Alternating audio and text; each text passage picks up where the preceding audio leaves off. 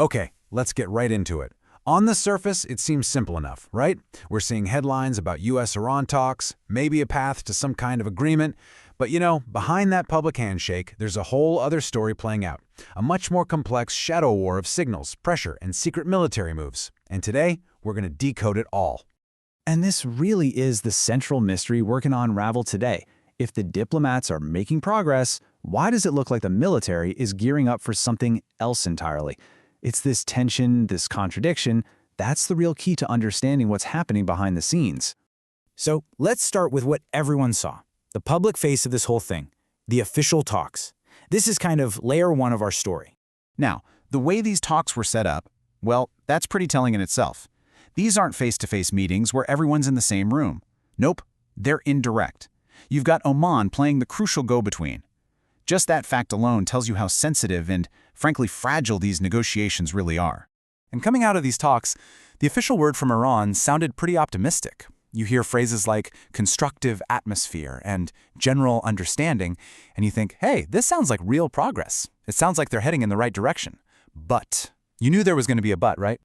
And right here, you can see the disconnect. While Iran is talking about getting ready to draft an actual agreement, the U.S. is publicly saying, yeah, we want a deal, but let's not forget that military pressure is what got us here in the first place. It's the first really clear sign of a classic, high-stakes strategy. Keep talking, but make sure the other side knows you're still holding a big stick. So let's pull back that diplomatic curtain, shall we?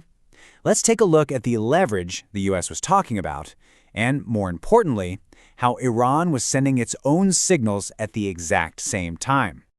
This timeline? Wow, it's so revealing. Just look at this. Iran's naval drills didn't stop for the talks. They actually started before the talks and then continued right on through them. This was absolutely not a coincidence. It was a carefully choreographed message of strength. So here's the bottom line on this. While their diplomats were in a nice room in Geneva talking about principles, their military was out in the Strait of Hormuz, demonstrating raw power. It's a classic negotiation tactic, right? Talk softly, but make damn sure everyone can see your leverage. Now, this isn't just a two-player game. The U.S. and Iran have an audience, and a lot of other key players have a massive stake in how this turns out. So let's see how this whole complex dance looks to the rest of the world. And you can see the split pretty clearly here. You've got Israel, which is deeply, deeply skeptical of any deal that isn't perfect. Then there's the UAE, literally in the line of fire, publicly pushing for any deal to avoid another war in their neighborhood. You have Europe and Oman just trying to keep the conversation going, acting as mediators. And then China, which has huge economic interest there, is amplifying all the positive, constructive news to encourage stability. Everyone's looking at the same events through their own unique lens. All right, now for the deepest layer. This is the stuff that doesn't usually make the news. We're going to move away from public statements and into the world of open-source intelligence, looking for the clues that are hiding in plain sight. And this number, 4. This is what really got people's attention. In a very short window, like 24 hours, at least 4 of these massive E-3B AWACS spy planes were tracked moving across the Atlantic. Now, these aren't just any planes. Think of them as flying command centers. Moving even one is a big deal. Moving 4 this fast? That's a huge strategic signal. So the huge question is, why now?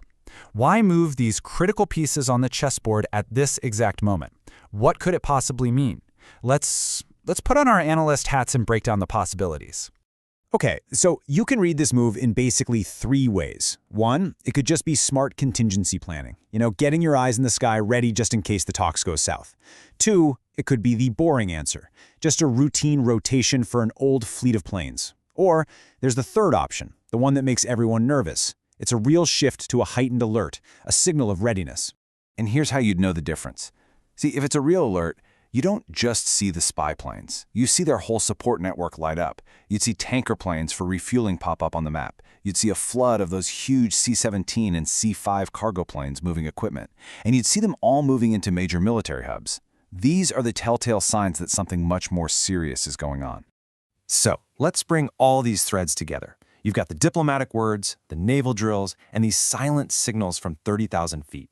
What's the final readout? What does it all mean? Well, for anyone watching the global markets, from oil prices to shipping, the lesson is crystal clear. Actions speak way louder than words. The live-fire drills in the Strait of Hormuz create way more anxiety and more real-world price swings than any diplomatic press release ever could. And this gives us our final temperature check. We're at a 3 out of 5. It's elevated, for sure, because of all this military posturing on both sides. But it's not acute. It's not at a breaking point. And that's because that diplomatic channel, as fragile as it is still open. People are still talking. And that leaves us with the ultimate question. What we're watching here is a masterclass in geopolitical maneuvering, where every public statement, every single naval drill, and every flight path is a calculated move. And in this delicate, dangerous game, the entire world is just waiting to see who will blink first.